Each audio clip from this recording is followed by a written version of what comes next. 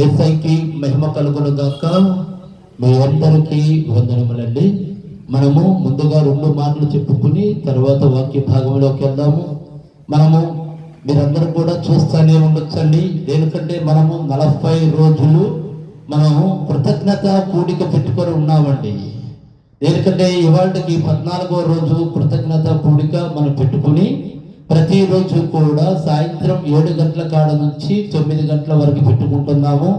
ఎంతమంది వచ్చినా దేవుని ప్రేమను బట్టి ప్రేమ విందు జరుగుతుంది. అది దేవుడు యొక్క మహాకృప, యేసయ్య నడిపించుచున్నాడు. ఎందుకని మనము ఈ కృతజ్ఞత కూడికను పెట్టుకున్నామంటే చర్చి కోసం మనం పెట్టుకుని ఉన్నామండి. దేవుడి కార్యాన్ని ముందుగానే ఆయన నాకు ఈ కార్యం చేసాడని మనము ఈ కృతజ్ఞత కూడిక పెట్టుకొని ఉన్నాం. అందరైతే చేసిన తర్వాత పెడతారు. నేనైతే నా ప్రభువు పైన ఉన్న నమ్మకంతో, నా దేవుడి పైన ఉన్న నమ్మకంతో, యేసయ్య పైన ఉన్న నమ్మకంతో నేను ముందుగానే పెట్టుకున్నా. ఈ 40 రోజుల్లో నాకు యేసయ్య అతి పెద్ద చర్చి నాకు ఇచ్చాడని బలమైన విశ్వాసంతో నేను ఈ 40 రోజులు కృతజ్ఞత కూడికని నేను పెట్టుకొని ఉన్నానండి.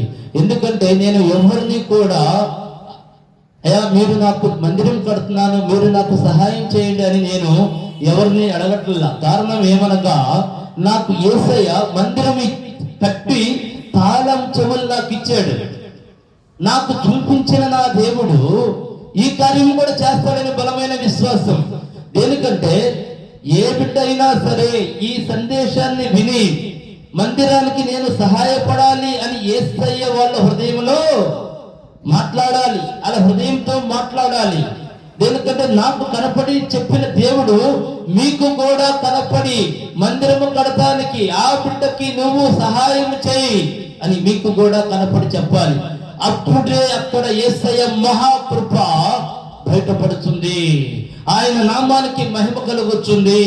అందుకే నేను మన యూట్యూబ్లో తప్ప నేను మామూలుగా కూడా ఎవరిని మందిరం కడుతున్నాను నాకు సహాయం చేయమని నేను ఎవరిని అడగట్లా. మీరు ఈ సందేశంని యూట్యూబ్లో కనుక ఇని ఉంటే యేసయ్య కనుక నాకు ఎలా చెప్పాడో, నాకు ఎలా చూపించాడో అదే విధముగా మీతో మాట్లాడి నా బిడ్డ అక్కడ మందిరం కడుతున్నాడు, నువ్వు నీ వంతు సహాయం నువ్వు చేయి అని మీ మనసులో ప్రేరేపణ కలగజేసి మీకు కనపడి మీకు మాట్లాడితేనే యేసు నామములో మీరు సహాయం చేయమని అడుగుచున్నా మందిరం కడతానికి. మన యూట్యూబ్ ఛానల్లో కింద స్క్రోలింగ్ వస్తూ ఉంటుంది. దాంట్లో మా అకౌంట్ నెంబర్స్ ఎన్ని ఉంటాయండి. అదే విధముగా మీకు మన QR కోడ్ కూడా ఉందండి. ఎవరైనా సరే దానికి QR కోడ్ నుండి డొనేషన్ ఇవ్వచ్చు, లేదు అకౌంట్కి డొనేషన్ కొట్టచ్చు. అదే విధంగా ఎవరైతే ఇలా డొనేషన్ చేస్తారో మందిరానికి సహాయపడటానికి వారు ఫోన్ చేసి, దాంట్లో మా ఫోన్ నెంబర్లు కూడా ఉండి ఫోన్ చేసి మాకు గనక చెప్పినట్లయితే మీ కుటుంబం గురించి ప్రార్థన చేస్తాం జరుగుతుంది. 14 రోజులు అయిపోయింది. మిగతా ఇంకా మిగిలి ఉన్న అన్ని రోజులు కూడా మీ కుటుంబాల గురించి ప్రతిరోజు ప్రార్థనలు పెడుతూ జరుగుతుందండి. ఇంకా ముఖ్యమైన విషయం ఏంటంటే ఈ సందేశాన్ని విన్న ప్రతి ఒక్కరు కూడా దయచేసి అన్నిటికన్నా ముఖ్యమైన విషయం ఏమనగా ప్రార్థన చేయమని అడుగుతున్నాను. దేవా, ఈ బిడ్డ ఈ విధముగా మందిరం కొరకు ఇట్లా అడిగి ఉన్నాడు కనుక తండ్రి, మీరు తండ్రి సహాయం చేయమని ఈ సందేశం విన్న ప్రతి ఒక్కరు కూడా మందిరం కొరకు ప్రార్థన చేయమని నేను అడుగుచున్నానండి. దేనికంటే మన దేవుడు అడిగిన వాటిని అన్నిటిని ఇచ్చే దేవుడు, ఇచ్చి ఉన్న దేవుడు కనుక ఆయన మాత్రమే అడుగుచున్నాను. యేసయ్య పట్ల పరిపూర్ణ విశ్వాసం అండి. దేనికంటే ఆయన మాత్రమే సమస్త కార్యములను చేసిన దేవుడు. ఆమేన్. మనం ఇప్పుడు వాక్య భాగంలోకి వెళ్దాం.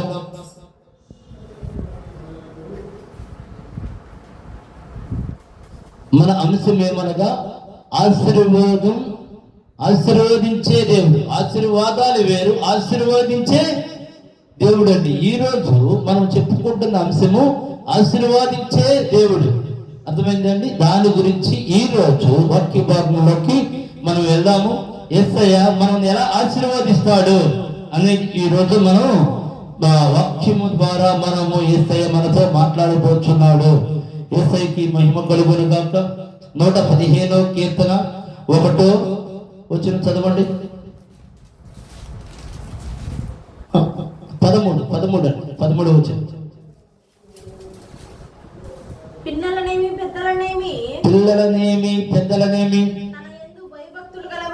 తన అందు భయభక్తులు కలవారిని యెహోవా ఆశీర్వదించును. చూడండి, మనకి ఆయన ఆశీర్వాదములు రావాలి అంటే మనం ఎలా ఉండాలి? ఆయన అందు పిల్లలైనా పెద్దలైనా ఆయన అందు భయభక్తులు కలిగి ఉన్న వారిని యెహోవా ఆశీర్వదించెను. అంటే ఆయన యొక్క ఆశీర్వాదములు మనందరికీ కావాలా వద్దా? ఖచ్చితంగా ఆయన ఆశీర్వాదములు మనకి కావాలి. ఆయన ఆశీర్వాదములు కావాలంటే వాక్యము మనతో మాట్లాడుతుంది. ఏమని మాట్లాడుతుంది? పిల్లలైనా పెద్దలైనా ఏమో తన యందు భయభక్తులు కలవారు యెహోవా ఆశీర్వదించడు. చూడండి, ఆయన అందు మనం భయభక్తులు కలిగి ఉండాలి. ఇంకా ముందుకెళ్ళమ్మా. యెహోవా మిమ్మును మీ పిల్లలను వృద్ధి పొందించును. భూమి ఆకాశములను సృజించిన యెహోవా చేత మీరు ఆశీర్వదించబడురు. భూమి ఆకాశాన్ని సృష్టించింది ఎవరమ్మా? యేసయ్యే. భూమి ఆకాశాన్ని సృష్టించిన దేవుడితో మనం ఆశీర్వదించబడతాం. అంటే ఆయన తప్ప ఇంకా ఎవరునూ లేరు అని ఇక్కడ అర్థం. భూమి ఆకాశాలని ఏమైనా సరే, భూమికి కానీ ఆకాశానికి కానీ ఏమన్నా పిల్లర్స్ ఉన్నాయా? ఆకాశం నిలబడుతుందంటే దానికి ఎక్కడున్న పిల్లర్స్ ఉన్నాయా? భూమి నీటి మీద నిలబడుతుందంటే చూడండి ఎంత గొప్ప విషయం. ఇంత అంటే ఈ మాట ఒక అర్థం ఏమనగా, అంత సర్వ సృష్టించిన దేవుడితో మనం ఉన్నాము. మనకి ఎలాంటి ఆశీర్వాదములు కావాలన్నా మనకి ఎవరి ద్వారా దొరుకుతాయి? ఇంకోసారి చదువమ్మా మళ్ళీ అక్కడ నుండి. భూమి ఆకాశములను సృజించిన యెహోవా చేత మీరు ఆశీర్వదించబడిన వారు. మనం ఎవరితో ఆశీర్వదించబడ్డామండి? దేవదేవుడు సర్వ సృష్టికర్త భూమి ఆకాశాన్ని సృష్టించిన యెహోవా చేత మనము ఆశీర్వదించబడ్డాం. కానీ ఇక్కడ ఒకటి జరుగుతుంది, అది అపవాది మనకి మరువ చేస్తుంది. అది దేవుడేమో యేసయ్యేమో నేను మిమ్మల్ని ఆశీర్వదించేసాను అని చెప్తున్నాడు. కానీ మనకేం జరుగుతుందంటే అసలు ఆ ఆలోచనే రాటల్లా. దేవుడు మనల్ని దీవించాడు, మనం దేవుడి పిల్లలము, మనల్ని ఆయన ఆశీర్వదించాడు. ఆయన ఆశీర్వాదముల్లో మనము మునిగిపోయాము, అవన్నీ మనము పొందుకోవాలి అనే ఆలోచన రాట్లా. ప్రతి ఒక్కరు కూడా ఈ దైవికమైన ఆలోచనని పక్కకు నెట్టివేసి నువ్వేం చేయాలి, నువ్వేం చేస్తే నువ్వు ప్రతిఫలం పొందుతావు అని అపవాది ఆలోచన మనుషులకి ఇలా తీసుకొస్తుందండి. దేవుడు ఏమో మనం ఎప్పుడో ఆశీర్వదించాడు. ఆయన సృష్టిలో భూమి ఆకాశాన్ని సృష్టించిన ఈ సృష్టిలో యెహోవా దేవుడు చేత మనము ఆశీర్వదించబడ్డాం. అంటే మనము ఆల్రెడీ దేవుడి బిడ్డలం, అన్ని ఆశీర్వాదములు మనకే. కానీ ఇక్కడ జరుగుతుంది ఏంటి? ఏ ఒక్కరికి కూడా ఆ ఆలోచన అపవాది తొలగించేస్తుంది. తొలగించేసి ఏం చేస్తుంది? నువ్వు ఫలానా పని చేయి, లేదా నువ్వు ఫలానా వ్యాపారం చేయి, లేదా నువ్వు ఫలానా ఉద్యోగం చేయి, నీ బ్రతుకు తెరవడం కోసం నువ్వు ఆలోచనేంటి, నువ్వు ఏదో ఒకటి చెయ్యాలి కదా అని ఈ విధముగా తప్పుడు బోధని బోధిస్తుంది. కానీ ఇక్కడ దేవుడైతే మనల్ని ఆశీర్వదించినప్పుడు మనము ప్రార్థన చేసి మన హృదయాన్ని యేసయ్యకి సమర్పించుకుని మనం దేవుడి వైపు కనుక చూసినట్లయితే ఆయన ఆశీర్వాదములన్నీ ఎవరికండి? మనకే. ఆయన ఆశీర్వాదములన్నీ కూడా మనకే. దేనికి? ఆయన దీవించేశాడు మనల్ని. దీవించినప్పుడు ఏం జరిగింది? ఆయన దీవులన్నీ మనకే కదా. కానీ మనము ఆయన దీవుల వైపు చూస్తల్లా. మనం ఎటువైపు చూస్తున్నాం? ప్రతి ఒక్కరు కూడా యేసయ్య వైపు చూడకుండా, ఆయన దీవుల వైపు చూడకుండా మనం ఎటువైపు చూస్తున్నామంటే ఈ లోకం వైపు చూస్తున్నాం. అందుకే ఈ లోకం వైపు చూస్తున్నాము కనుక ప్రతి ఒక్క మనుషులకి ఈ కష్టాలు, ఈ బాధలు, ఈ వ్యాధులు, ఈ సమస్యలు అన్ని కూడా వస్తున్నాయండి. అవన్నీ రాకుండా ఉండాలండి. ఒక్కసారి చదువు మళ్ళీ అక్కడ నుండి. భూమి ఆకాశముల్ని సృజించిన యెహోవా చేత మీరు ఎవరితో, ఒక్క నిమిషమ్మా, మనం ఎవరితో దీవించబడ్డాము? సామాన్యుడితోనా, మనుషుడితోనా, లేకపోతే ఇంకెవరితో? భూమి ఆకాశాలనే సృష్టించిన దేవదేవుడైన యెహోవా చేత మీరు ఆశీర్వదించబడ్డాం కదా. ఆయన ఆశీర్వదించబడ్డప్పుడు ఆయన ఆశీర్వాదాలకు వారసులు ఎవరమ్మా? మనం కాకి ఇంకెవరైనా వస్తారా? ఆయన ఆశీర్వాదాలకు మనం దూరం చేస్తుంది అపవాది. దయచేసి గమనించండి. ఆయన ఆశీర్వాదములన్నీ మనకే దక్కాలంటే మనం నిరంతరము కూడా ప్రార్థనలో ఉండాలి. దేవుణ్ణి ఎప్పుడు స్థితిస్తా ఉండాలి. సూర్యోదయం నుంచి సూర్య అస్తమయం వరకు కూడా మనం దేవుడిని స్థుతించాలి. ఆ వాక్య భాగంలో కూడా వెళ్దాం. ఎందుకంటే నా సొంతగా ఏం చెప్తున్నా, అది కూడా వాక్యంలో వ్రాయబడి ఉంది. మనం ఎవరమైనా అలా చేయగలుగుతున్నావా? తెల్లారిన కాడ నుంచి ఎవరి పనుల మీద వెళ్ళిపోతున్నారు తప్ప దేవుడి సన్నిధానంలోకి రాగలుగుతున్నావా? మోకరించగలుగుతున్నావా? ప్రార్థన చేయగలుగుతున్నావా? దేవా, మేము నీ బిడ్డలము తండ్రి, నువ్వు మమ్మల్ని ఆశీర్వాదించేసేవు దేవా, నీ ఆశీర్వాదముల మొత్తం మాయే తండ్రి అని ఎంతమంది అడుగుతున్నారు చెప్పండి? అలా ఎవరు అంటట్లా. ఆయన మనం ఆశీర్వదించేశాడు కాబట్టి ఆయన ఆశీర్వాదాలు పొందుకోవాలి కాదా? పొందుకోవడానికి మనం సిద్ధంగా లేవండి. సిద్ధముగా ఉంటే కదా. ఇప్పుడు ఉదాహరణకి మన పేరున మన తల్లిదండ్రులు ఒక పొలం కొన్నారు. ఆ పొలం మందే, కానీ ఆ పొలంలో మనం ఏం చేయాలి? పంట చేతికి రావాలంటే చెప్పండి, విత్తనాలు వేయాలి, దాన్ని సాగు చేయాలి. అప్పుడు ఏమొస్తుంది? దాని మీద మనకి ఫలసాయం వస్తుంది. అట్లాగే దేవుడి నుండి మనం ఆశీర్వదించబడ్డాం. కానీ అక్కడ మనకి పొలం ఉంది, మనం దాన్ని సేద్యం చేస్తలా. ఇక్కడ దేవుడు మనల్ని ఆశీర్వదించాడు, కానీ మనం ఏం చేస్తలా? ప్రార్థన చేస్తలా. ప్రార్థన చేయనప్పుడు ఫలిస్తామా? ఫలించం. మందిరానికి వెళ్తున్నామా? నామకాయ వెళ్తున్నాం. అక్కడ అయ్యగారు పాస్టర్ గారు చెప్తాడు, అంతవరకు వింటారు. ఇంటికి రావడం వల్లే బైబిల్ పక్కన పెట్టేస్తారు. మీ పర్సనల్ పనులన్నీ చూసుకుంటా ఉంటారు. అప్పుడు ఉపయోగం ఏంటంటే, మనకి చేను ఉంది, చేను దగ్గరికి వెళ్ళి చూసేస్తే పండిద్దా? పండదు. దానికి మనం ఏం చేయాలి? అది పంట రావాలి అంటే, అది పంట పండాలి అంటే మనము దానికి ఎంత పని చేయాలి? ఎన్ని పనులు ఉన్నాయి? విత్తనాలు వేయాలి, ఎరువు వేయాలి, నీరు పెట్టాలి. కలుపు మొక్కలు అనగా మన జీవితంలో అనేకమైన ఆలోచనలు. అర్థమైందండి? ఈ కలుపు మొక్కలే అనేకమైన ఆలోచనలు. ఈ కలుపు మొక్కలు ఏం చేస్తారు? పంట చేతికి రావాలంటే ఈ కలుపు మొక్కలు ఏం చేస్తారు చెప్పండి? ఏరి పరేయాలి. అప్పుడు ఏం జరిగింది? ఒక్కొక్క మొక్కని, కలుపు మొక్కని పీకి పక్కన పడేయాలి. అంటే మన చెడ్డ ఆలోచనలను, మన చెడ్డ తలంపులను మనం కూడా పీకి పక్కనేసి దైవ సన్నిధానంలో మనము స్థిరపడాలి. అప్పుడు ఏం జరుగుతుంది? పంట చేతికి వచ్చినట్లుగా ఆయన ఆశీర్వాదములు ఎవరికి వస్తాయి? మనకే. కానీ ఎవరు చేస్తున్నారు? ఎవరు చేస్తున్నారు? కాబట్టి ఆయన ఆశీర్వాదములకి, ఆయన దీవెనలకి మనం వారసులం అవుతున్నా. విడిపట్టిపోయింది పొలం. అట్లాగే మన హృదయం కూడా ఆయన సన్నిధానానికి వెళ్ళినప్పుడు ఏం జరిగింది? విడిపట్టింది. ఆయన సన్నిధానానికి కనుక మనం వెళ్తుంటే మన హృదయం ఎలా ఉంటుందో తెలుసా? తేటగా మారిపోతుందండి. చెడ్డ తలంపులు రావండి, మంచి ఆలోచనలు వస్తాయి. ఎందుకంటే మనం ఆయన సన్నిధానంలో ఉన్నాము కనుక మనకి మంచి ఆలోచనలు వస్తాయి.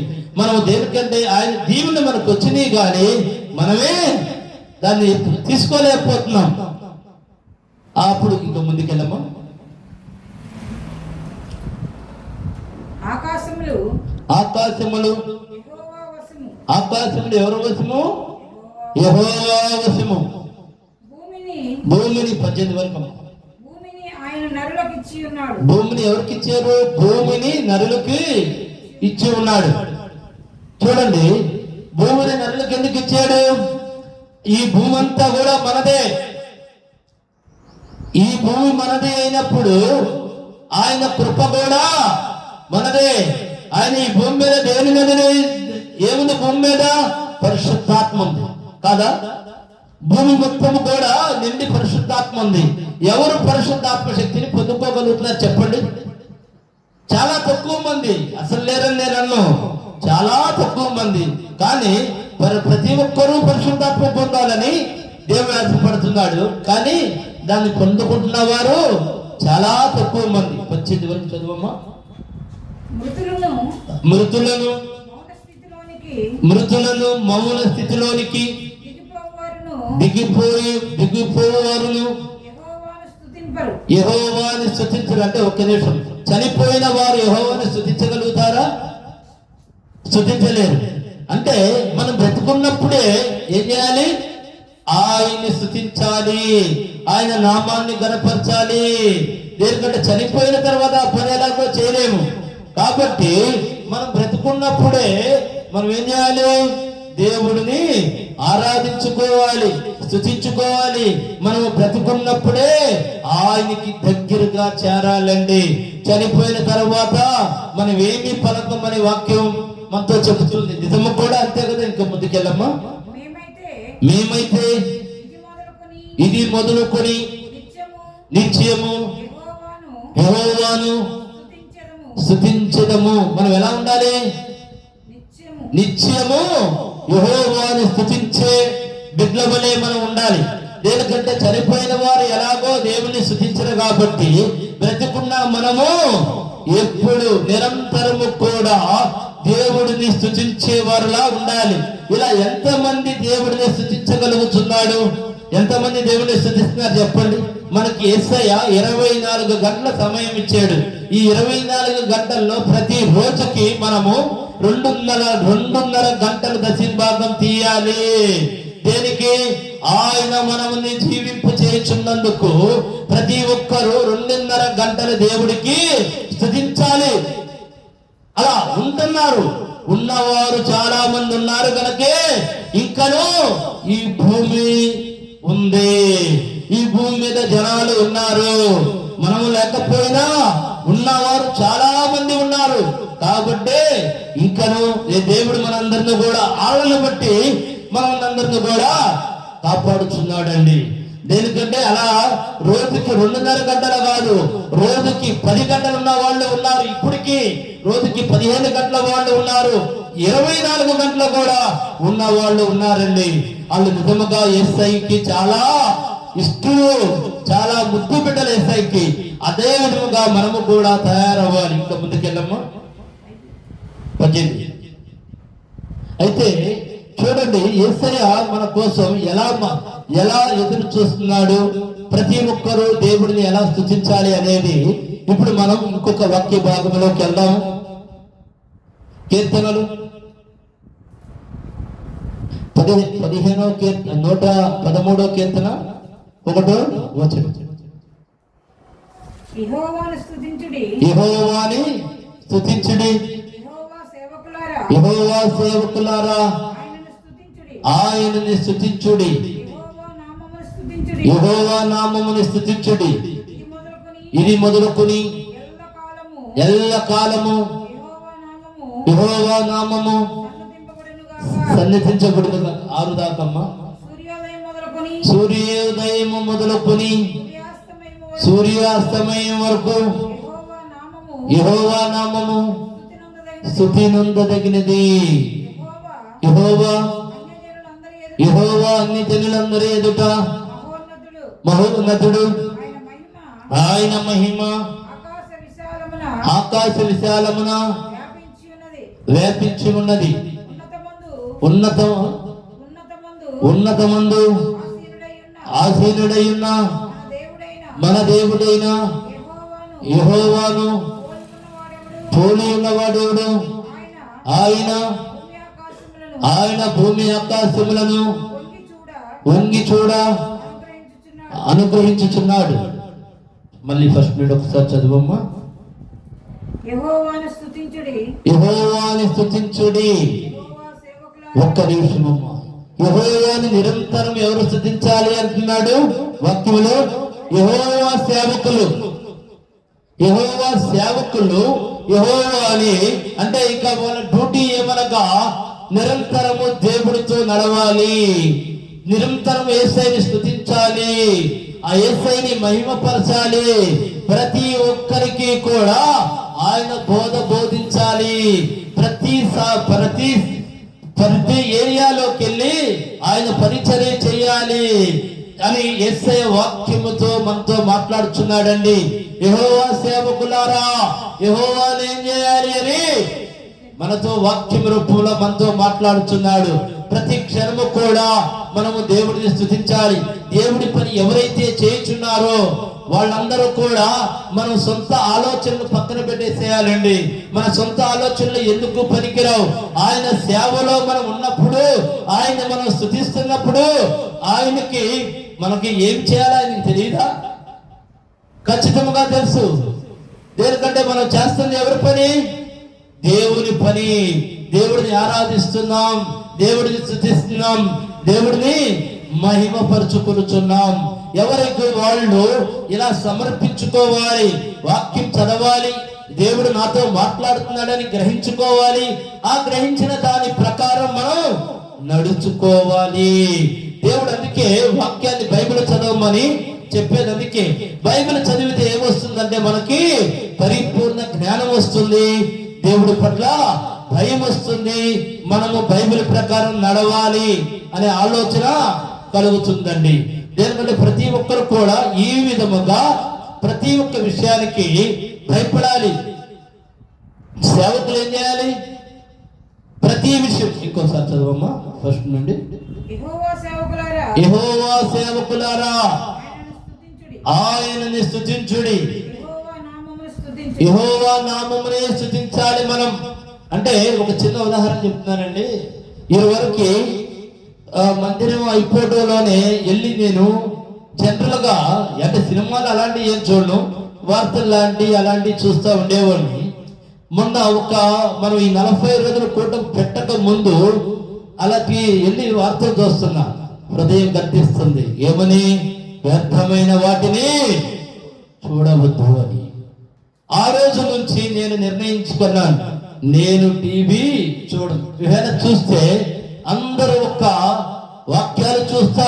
దేనికంటే అందరూ కూడా చెప్తా ఉంటారు కదా, ఆ ప్రతి ఒక్కరి సందేశాలు ఎలా ఉంటాయి, ప్రార్థన ఎలా చేస్తున్నారు, ప్రతి ఒక్కరిది కూడా ప్రార్థన వింటాం తప్ప నేను ఇంకా వేరే వ్యర్థమైన వాటిని నేను చూస్తూ మానేశానండి. దేనికంటే దేవుడి గద్దింపు ఎలా ఉంటుంది. వెళ్ళి అక్కడ కూర్చొని వార్తలు వింటున్నా, వ్యర్థం నా మనసులో ఆలోచన తడుతుంది. మన మనసులో ఆలోచన తడుతుంది అంటే దేవుడు మనతో మాట్లాడుచున్నాడు అని అర్థం. ఎలా తడుతుంది? వ్యర్థమైన వాటిని చూడవద్దు. బైబిల్లో ఉందండి, వ్యర్థమైన వాటిని చూడవద్దు. దేనికంటే వ్యర్థమైన వాటిని చూస్తే ఈ మనసు చెడ్డదైద్ది. అందుకే మనం ఏం చేయాలి? వ్యర్థమైన వాటి జోలికి వెళ్ళకూడదు, వ్యర్థమైన వాటిని మనము చూడకూడదు. మనము ఏ పని చేస్తున్నాం? ఆయన సేవకులుగా మనము జీవిస్తున్నాం. ఆయన సేవకులుగా జీవిస్తున్నప్పుడు నిరంతరము మనము ఎవరు నామమును స్తుతించాలి? చెప్పండి. మనం నిరంతరం ఎవరిని స్తుతించాలి అంటే ఏముంటుంది? యెహోవా నామమును స్తుతించుడి అని చెప్తుంది. దేనికంటే ఇంకా అంతకన్నా ధన్యత, అంతకన్నా గొప్పతనం మనకి ఉందంటారా? చెప్పండి. అదే మన ధన్యత. నిరంతరము మనం ఆయన నామాన్ని స్తుతిస్తూ ఆయన పరిచర్యలో మనము ఉంటే అంతకన్నా మహానందం ఏమైనా ఉందండి? చెప్పండి. నిజంగా మనసు ఎంతో సంతోషంగా ఉండేది. ఆయన పరిచర్య కనుక మనం చేస్తుంటే నిజంగా ఒక పూట అన్నం తినకపోయినా పర్వాలేదు, కానీ ఆయన ఒక్క పరిచర్య చేయాలి. చేయకపోతే ఏదో బాధగా ఉంటుంది. ఇంకా ముందుకెళ్ళమ్మా. ఇది మొదలుకొని ఎల్లకాలము యెహోవా నామము సన్నతించబడును గాక. చూడండి, ప్రతి ఒక్కరు కూడా ఆయన నామాన్ని స్తుతించాలి, మహిమపరచాలి, ఆరాధించాలి ప్రతి క్షణము కూడా. ఇంకా ముందుకెళ్ళమ్మా. సూర్యోదయం మొదలుకొని సూర్యాస్తమయం వరకు యెహోవా నామము ఒక్క నిమిషం అమ్మా. తెల్లవారుజాము దగ్గర నుంచి రాత్రి వరకు, అంటే సూర్యోదయం మొదలుకొని సూర్యాస్తమం వరకు ఏం చేయాలి? ఆయన నామాన్ని స్తుతించాలి, ఆయన నామాన్ని గణపరచాలి. దేనికంటే మనందరం కూడా ఆయన సేవకులుగా పనిచేస్తున్న ప్రతి ఒక్కళ్ళు కూడా చెయ్యవలసిన పని ఇదే. అందుకే నేనేం చేస్తున్నానంటే, నాకు ఉన్న బెడ్స్ కంపెనీలు కూడా తీసేయాలనుకున్నా, నాకున్న ఆఫీసు తీసేయాలనుకున్నా, నిరంతరము ఆయన్ని స్తుతించాలి, ఆయన నామాన్ని ధ్యానం చేయాలి, ఆయనతోనే నడవాలి అని నేను నిర్ణయించుకున్నాను. నేనే కాదు, నా కుటుంబంతో సహా ఆయననే స్తుతించాలి, ఆయన మేము వెంబడించాలి. యేసయ్య మహాకృపను బట్టి మేము నిరంతరము యేసు నామాన్ని స్తుతించేవారుగా ఉండాలని నేను, నా కుటుంబం ఆశపడుచున్నాము. ఇంకా ముందుకెళ్ళమ్మా. యెహోవా అన్ని జనులందరి ఎదుట మహోన్నతుడు, ఆయన మహిమ. ఒక్క నిమిషం అమ్మా. యెహోవా అన్ని జనుల ఎదుట మహోన్నతుడు అంటే అన్ని జనులు అనగా దేవుడు ప్రేమ తెలియని వారు, దేవుడిని గుర్తించిన వారు, వారు అన్ని జనులుగా ఉంటారు. వారు ఎదుట ఏం చేయాలనుకుంటున్నాడు? ఆయన మహోన్నతుడు. దేనికంటే వాళ్ళకి దేవుడిని ఎలా ప్రేమించాలి, దేవుడితో ఎలా నడవాలి అని తెలియదు. కాబట్టి ఆయన మహోన్నతుడు. ముందుకెళ్ళమ్మా. ఆయన మహిమ, ఆయన మహిమ ఆకాశ విశాలమున వ్యాపించి ఉన్నది. ఆయన మహిమ ఆకాశమంతా కూడా వ్యాపించి ఉన్నదండి. ఎందుకంటే ఆయన తప్ప ఇంకా మనకి ఇంక ఎవరూ లేరండి. మనం ఆ నిరంతరము కూడా స్తుతులకు అర్హుడైన దేవుడు మన యేసయ్యే. అందుకే ప్రతి ఒక్కరిని కూడా మీరు నన్ను స్తుతించండి చాలు, మీకు ఏ బాధ ఉండదు, మీకు ఏ సమస్య ఉండదు. ఏదైనా సమస్యలు వచ్చినా, బాధలు వచ్చినా, మనము భరించలేనన్ని బాధలు మాత్రం మనకి ఇవ్వడండి. దేనికంటే సంవత్సరంన్నర నుండి నాకు బిజినెస్ లేదు, అయినా సరే ఈ రోజు వరకు మేము ఏమీ బాధపడలా. దేనికి? ఆయన మనతో ఉన్నాడు కనుక ఆయనే నడిపించుచున్నాడు. అయితే మనం నమ్మకముగా జీవించాలి. ఇంకా ముందుకెళ్ళము. ఉన్నతమందు ఆసీనుడై ఉన్న మన దేవుడైన యెహోవాను పోలి ఉన్నవాడు ఎవడు? చూడండి ఏమంటున్నాడు? యెహోవాని పోలి ఉన్నవాడు ఎవడు అని మన దేవుడు సెలవిచ్చుచున్నాడు. ఇక ఆయనే సర్వ సృష్టికర్త, ఆయనే సర్వాధికారి, ఆయనే సమస్తము. ఆయన నామాన్ని స్తుతిస్తము కన్నా మనకి ఇంకొకటి ఏమీ లేదండి. ఈ జన్మకి ఆయన మనం సృష్టించి ఉన్నందుకు మనం ఆయన స్తుతించుకుంటే చాలు, మన జన్మ ధన్యమైపోయినట్టేక. అంతకన్నా మహాభాగ్యం మనకి ఏముందో చెప్పండి. ఇంకా ముందుకెళ్ళమ్మా. ఆయన భూమి ఆకాశములను వంగి చూడ అనుగ్రహించుచున్నాడు. ప్రధానులతో, మన ప్రజల ప్రధానులతో వారిని కూర్చున్నబెట్టిరి. ఆయన నేల నుండి దరిద్రులను ఏమంటున్నాడు? ఆయన నేల నుండి దరిద్రులను లేవనెత్తివాడు. దరిద్రులను లేవనెత్తాలంటే మనందరం ఏం చేయాలండి? నిరంతరము దేవుడిని యేసయ్యని స్తుతించాలి. అదే స్తుతించకపోతే అదే దరిద్రంలో ఉండాల్సి వచ్చింది.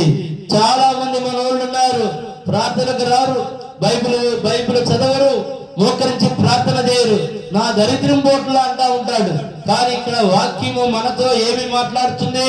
దరిద్రాన్ని లేవనెత్తివాడు ఎవరు? యేసయ్య. నీ దరిద్రం పోవాలంటే నువ్వేం చేయాలి? రా, ప్రభు సన్నిధికి రా, మోకరించు, ప్రార్థన చేయి, బైబిల్ చదువు, నీ కన్నీరు యేసయ్య పాదాల దగ్గర కాచు. నువ్వు దరిద్రంతో ఉన్నావా?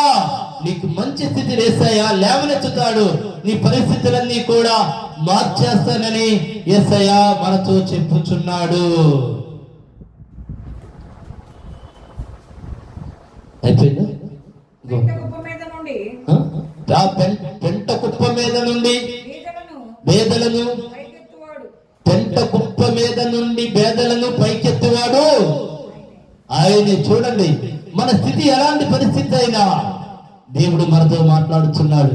మన పరిస్థితి ఎలాంటిదైనా, ఎలాంటి దరిద్రతలో ఉన్నా పెంట కుప్ప మీద నుండి దేవుడు లేవనెత్తుచున్నాడండి.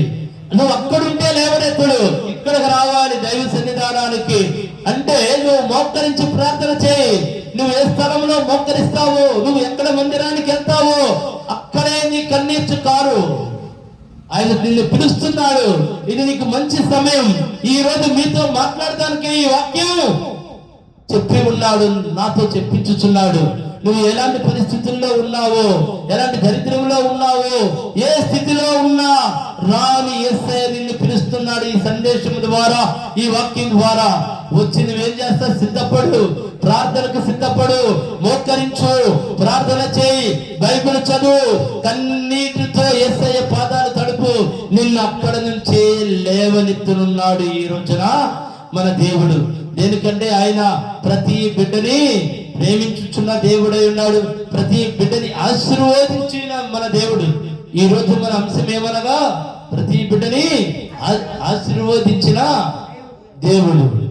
దేవుడు ఈ వాక్యమును దీవించి ఆశీర్వదించిన గాక. ఆమేన్. దయచేసి కన్నులు మూసుకుంటే ప్రార్థన చేసుకుందాం. మా గొప్ప దేవ, మా యేసయ్య, మా తండ్రి, నాయన నువ్వు మమ్మల్ని ఆశీర్వదించేసేవు తండ్రి. నాయన ఈ వాక్యం ప్రతి ఒక్క బిడ్డనే తండ్రి అయ్యా మీరు ఆశీర్వదించేసారు తండ్రి. నాయన ఈ ఆశీర్వదించిన ఈ దీవెనలను తండ్రి తీసుకున్నట్టుకు తండ్రి మాకు తండ్రి అయా అర్హతను దయచేయమని అడుగుతున్నాను తండ్రి. ప్రతి బిడ్డ నీ సన్నిధానానికి వచ్చి తండ్రి మోకరించి ప్రార్థన చేసి తండ్రి నాయన ప్రతి ఒక్కరి స్థితిని తండ్రి మారుస్తా అని నువ్వు వాగ్దానం ఇచ్చేవు తండ్రి. నాయన దరిద్రులను లేవనెత్తుతా అన్నావు తండ్రి. పెంట కుప్పల మీద ఉన్న వారిని లేవనెత్తుతా అన్నావు తండ్రి. వారి స్థితిని మారుస్తా అని ఈ రోజున వాక్యంతో మీరు మాతో మాట్లాడి ఉన్నందుకు తండ్రి మీకు సమస్త మహిమ కలుగును గాక తండ్రి. ఈ వాక్యం ఉన్న ప్రతి ఒక్క బిడ్డనే తండ్రి అయా మీరు తాకి తండ్రి అయా వారి బాధలు తొలగించి వారిని స్వస్థతపరిచి రక్షించమని నజరేయుడైన యేసుక్రీస్తు నామములో ప్రార్థించి అడిగి వేడుకొనుచున్నాను మా ప్రియ పరలోకపు తండ్రి. ఆమేన్, ఆమేన్, ఆమేన్. అందరికీ వందనాలు. యేసుకి మహిమ కలుగునుగాక. దయచేసి కానుకల నిమిత్తం ప్రార్థన చేసుకుందాం. మా గొప్ప దేవ, మా యేసయ్య, మా తండ్రి, మందిరంలో కానుకలు ఇచ్చిన ప్రతి బిడ్డకి నా తండ్రి కొన్ని వేల రెట్లు తండ్రి దయచేయమని అడుగుచున్నాను తండ్రి. నాయన ఏమైతే విత్తిదరో అదే కోస్తారని మీరు వాగ్దానం ఇచ్చిన నా దేవ, అదే విధంగా నా తండ్రి మందిరంలోకి వచ్చిన ప్రతి ఒక్క బిడ్డ పైన తండ్రి మీ హస్తమును తండ్రి నాయన కరుణించి కాపాడి రక్షించమని నజరేయుడైన యేసుక్రీస్తు నామములో ప్రార్థించి అడిగి వేడుకొనుచున్నాను మా ప్రియ పరలోకపు తండ్రి. అదే విధంగా అలాగే కళ్ళు మూసుకున్నామా ఆశీర్వాద ప్రార్థన తీసుకుందాం. తండ్రి, కుమార, పరిశుద్ధాత్మ నామములో త్రియేక దేవుని కాపుదల మనందరికీ తోడు నీడగా ఉండునుగాక. ఆమేన్, ఆమేన్, ఆమేన్. అందరికీ వందనములమ్మా.